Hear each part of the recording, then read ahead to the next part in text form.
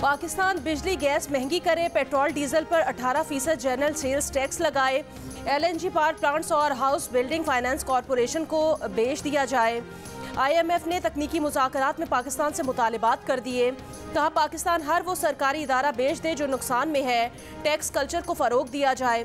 IMF ने government इदारों का रेगुलर ऑडिट करने का भी मुतालबा किया। PIA और पाकिस्तान स्टील का खसारा कम किया जाए। तकनीकी मुज़ाकरात के बाद अब पाकिस्तान और IMF के पॉलिसी सतह के मुज़ाकरात होंगे। IMF के मुतालबे पर ग्रेड 17 से 22 से सरकारी अफसरान के असासों की तफसीलात ज़ाहिर करने का नोटिफिकेशन जारी कर दिया गया। अब सबको अंदरून और बैरून मुल्क असासे ज़ाहिर करना पड़ेंगे। इससे सरकारी अफसरान की बेनामी जायदादों की रोकथाम हो सकेगी।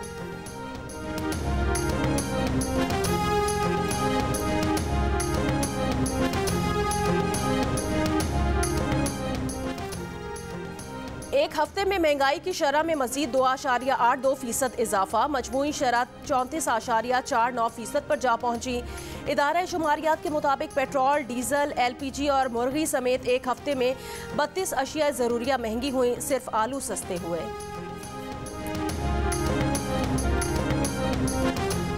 LPG गैस महंगी होने पर मुल्तान में तनूर मालिकान की मनमानियां। नान 35 से 40 और सादी रोटी 20 रुपए की कर दी गई। बहावलपुर में 10 रोज से यूटिलिटी स्टोर्स पर सस्ता आटा, सस्ता घी और सस्ती चीनी नहीं मिल रही। माली बहरान से 2-4 मजदूर की जिंदगी मजीद मुश्किल हो गई।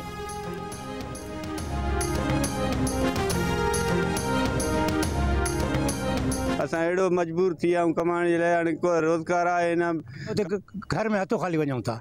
हे महांगे जो दौर आहे, हाणे महिरबानी थिए त महांगे घटि त शोषण कर ठहियल असांजा उहे बि असांखे नथा। काफ़ी हमारे मजदूर गुमनामी के मौत मर चुके हैं। काफ़ी हमारे मजदूरों के जो बच्चे हैं वो मर चुके हैं गुमनामी में। लेकिन यहाँ पे ना सरकारी सतह पे दस्तरसी की जाती है।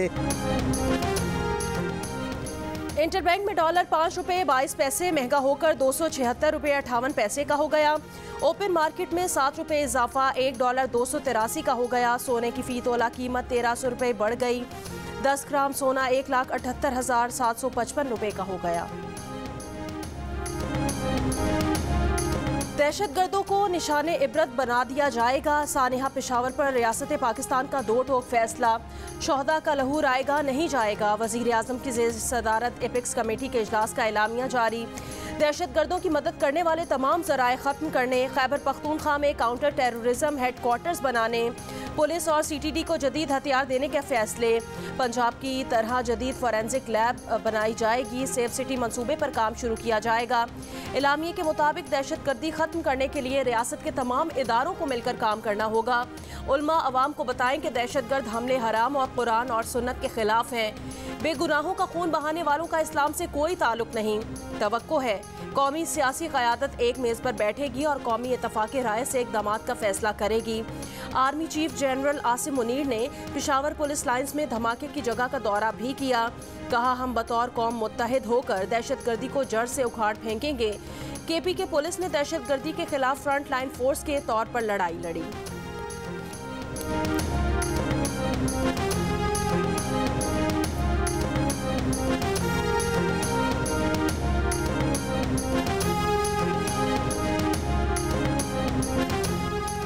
तहरीक इंसाफ ने वजीर आजम की दावत ठुकरा दी। एपेक्स कमेटी के इजलास में शरीक नहीं हुई। ऑल पार्टीज कॉन्फ्रेंस में आने से भी साफ इनकार कर दिया।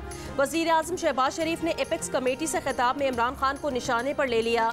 कहा एक तरफ जुल्म का बाजार गर्म करने वालों को सेटल करने को तैयार है, दूसरी तरफ मुल्क की तकदीर बदलने के लिए अपनों से हाथ मिलाने को तैयार नहीं। कौम सवाल करती है दहशतगर्दी के मुकम्मल खात्मे के बाद पेशावर का वाक़या कैसे रूनुमा हुआ। अफसोसनाक है कि वाक़े के बाद सोशल मीडिया पर बेजा इल्ज़ाम तराशी की गई। तहरीक इंसाफ के रहनुमा शाह महमूद कुरैशी ने कहा पैगाम आया कि Tehreek Insaf all parties conference का हिस्सा बन जाए। एक तरफ दावत आती है कि चैलेंजेस पर सर जोड़कर बैठना चाहिए, दूसरी तरफ पर्चों का सिलसिला जारी है। ये मुतजाद चीज़ें हैं। APC का एजेंडा तो बताएं वो चाहते क्या हैं। क्या हम इनकी नाकामियों पर मोहर लगाने जाएं?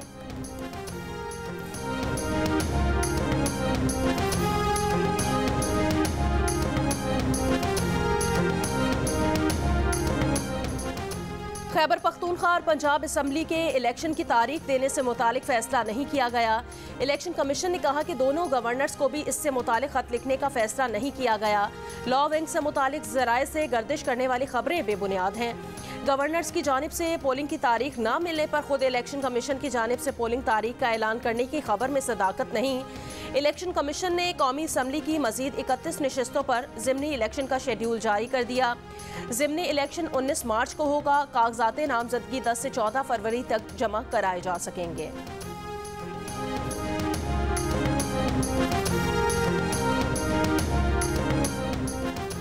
चेयरमैन पीटीआई ने वजीर आजम शहबाज शरीफ को दहशतगर्दी में इजाफे का जिम्मेदार करार दे दिया। एक बार फिर हुकूमत को तस्लीम करने से इनकार। कहा साजिश और हॉर्स ट्रेडिंग के जरिए आई इम्पोर्टेड हुकूमत नहीं मानते। शहबाज शरीफ ने 10 माह में मईशत और जमहूरियत को तबाह कर दिया। बुनियादी इंसानी हुकूक सल्ब और कानून की हुक्मरानी खत्म की। इन्हीं हरकतों की वजह से दहशतगर्दी भी फैली। पीटीआई के असद कैसर की एपेक्स कमेटी में वजीर आजम शहबाज शरीफ की गुफ्तगू की मजम्मत। केपी के पुलिस से मुतालिक ऐसी गुफ्तगू से गुरेज करने का मशवरा। कहा इम्पोर्टेड हुकूमत ने खैबर पख्तूनख्वा के फंड्स रोक लिए। 230 अरब रुपए वाजिबुल अदा है।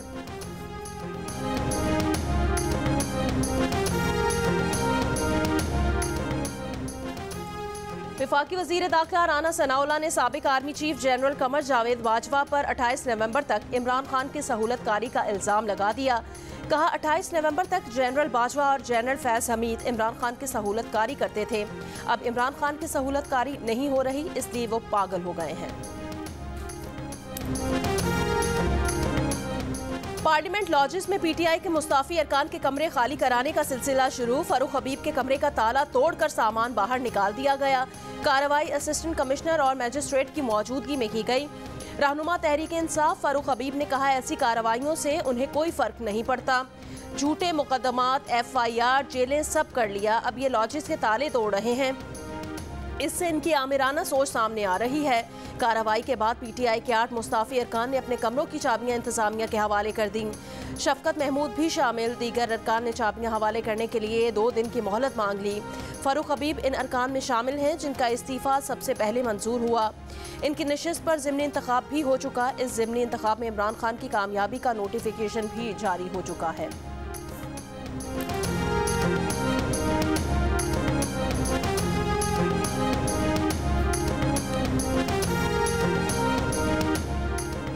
मिनिस्टर इनक्लेव में फवाद चौधरी के ज़ेरे इस्तेमाल सरकारी रिहाइशगाह को सील कर दिया गया। जिला इंतजामिया के मुताबिक फवाद चौधरी मुस्ताफ़ी होने के बाद मिनिस्टर इनक्लेव में सरकारी रिहाइशगाह पर काबिज थे। फवाद चौधरी की अहलिया ने कहा फवाद चौधरी को अलॉट शुदा घर तो हमने अप्रैल 2022 में ही छोड़ दिया था। शहजाद वसीम की रिहाइशगाह हमारी रिहाइशगाह तस्वुर की गई। नालायक इंतजामिया को मालूम ही नहीं घर फवाद के नहीं वसीम शहजाद के नाम है।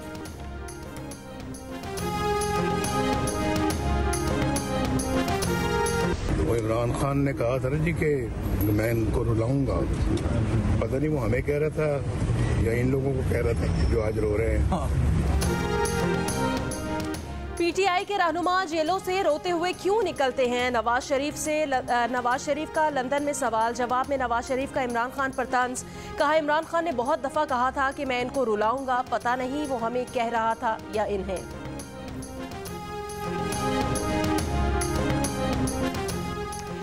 हमजा शहबाज की बेटी 8 साल की थी जब वो गिरफ्तार हुए। वो 2 साल जेल जाती रही। मरियम को अपने वालिद के सामने गिरफ्तार किया गया। हम तो कभी नहीं रोए। मुस्लिम लीग नून के रहनुमा तलाल चौधरी की जियो न्यूज़ के प्रोग्राम आज शाहजेब खानजादा के साथ में गुफ्तगू।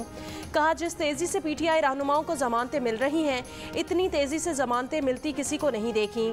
हमारा तो 90 रोज़ का रिमांड होता था, यहाँ अब 9 घंटे में रिमांड मुकम्मल हो रहा है। पीटीआई वालों का तो कैद में अगला दिन शुरू नहीं होता कि वो रिहा हो जाते हैं। एक आदमी को रिहा किया गया तो उसने निकलते ही फिर कहा कि इलेक्शन कमीशन अरकान को जूते मारने चाहिए। जब इलेक्शन कमीशन को धमकियां देने वाले को कुछ नहीं कहा जाएगा तो इलेक्शन कमीशन शफाफ इंतखाबात कैसे करा सकेगा?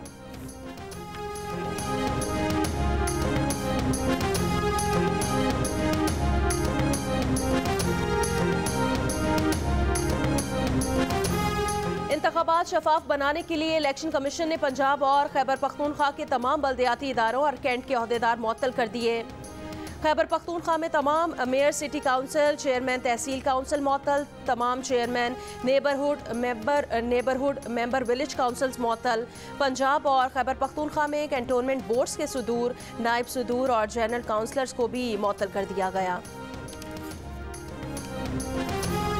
पंजाब पुलिस ने एक बार फिर बड़े पैमाने पर उखाड़ पिछाड़, DPO समेत 47 पुलिस अफसरान के तकर्रुर तबादले के अहकाम जारी कर दिए गए। 20 DPOs को OSD बना दिया गया।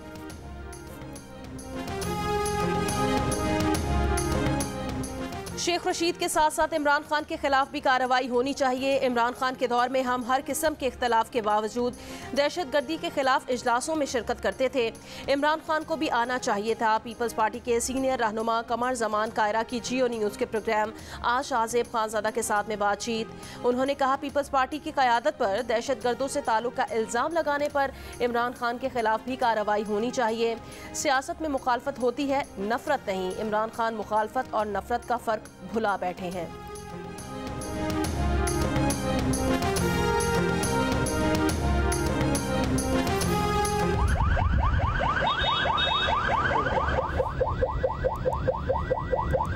कोई अलर्ट जारी होता है कि जी कोई ऐसा खुदा न खास्ता कोई सुसाइड बॉम्बर या फिर कोई क्रिमिनल जो है किसी विसिनिटी में फिर रहा है किसी वारदात की नीयत से, तो अगर इस सिस्टम के अंदर वो उसकी फीचर्स को फीड कर दिया जाए तो ये सिस्टम फौरन तौर पर अगर वो आसपास में से गुजरेगा या मौजूद होगा तो उसकी मौजूदगी की जो है वो फौरन इतला जो है वो कमांड एंड कंट्रोल सेंटर को देगा।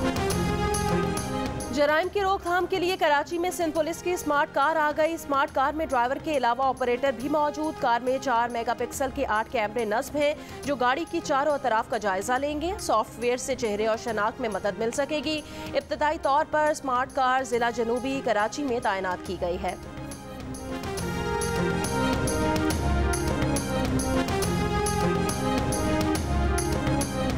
कनाडा और अमेरिका के शिमाल मशरकी इलाके शदीद तरीन बर्फीली हवाओं की तूफान की जद में। कनाडा में आइंदा चंद घंटों के दौरान मौसम इंतहाई शदीद रहेगा। रियासत मेन में -51 डिग्री की बर्फीली हवाएं चलने का इम्कान। बोस्टन में -34 सेंटीग्रेड की तूफानी हवाएं। इलाके में जुमे को स्कूल बंद रहे। न्यूयॉर्क शहर में -23 डिग्री रिकॉर्ड किया गया। एतवार से सूरत हाल में बेहतरी का इम्कान। चीन में भी शदीद सर्दी की लहर। चीन के शिमाली शहर मोह में -53 डिग्री रिकॉर्ड किया गया।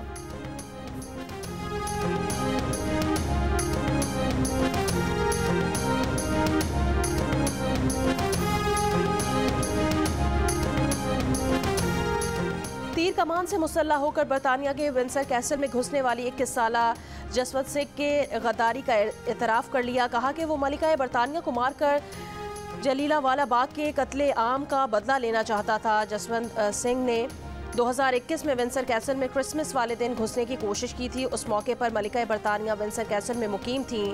जसवंत सिंह को सज़ा 31 मार्च को सुनाई जाएगी।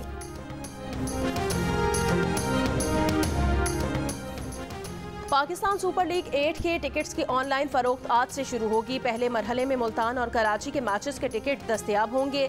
दूसरी जानिब कोयटा के बुकटी क्रिकेट स्टेडियम में इतवार को होने वाले PSL के नुमाइशी मैच के लिए खिलाड़ी और ऑफिशियल्स कोयटा पहुंचना शुरू हो गए।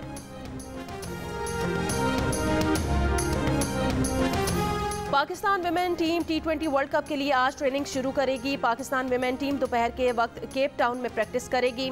टीम पाकिस्तान 12 फरवरी को अपना पहला मैच रिवायती हरीफ भारत के खिलाफ खेलेगी।